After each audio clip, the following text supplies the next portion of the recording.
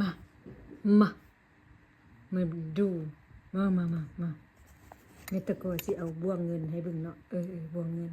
อันนี้บ่ได้อวดเด้อบ่ได้อวดเด้อบ่ได้อวดเด้อบ่ได้อวดเด้ออันนี้ของแท้เด้อนี่อันนี้เป็นบ่วงเงินเด้อนี่บ่วงเงินเด้อนี่มาอ่านออกวันนี้บ่วงเงินเด้อบ่วงเงินนี่อ่านออกวันนี้อ่านออกไป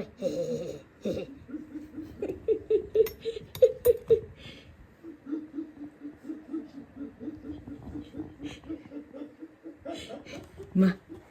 อันนี้ก็ซ่อนเงินมาอ่านออกวันนี้อ่านออกเลย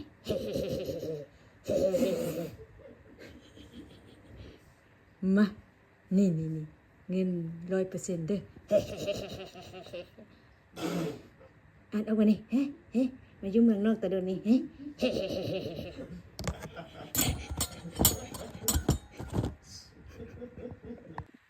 มางามบ่ฮะซ้อมเงินไม่ตะกองามบ่เงินแท้ได้คิดแล้ว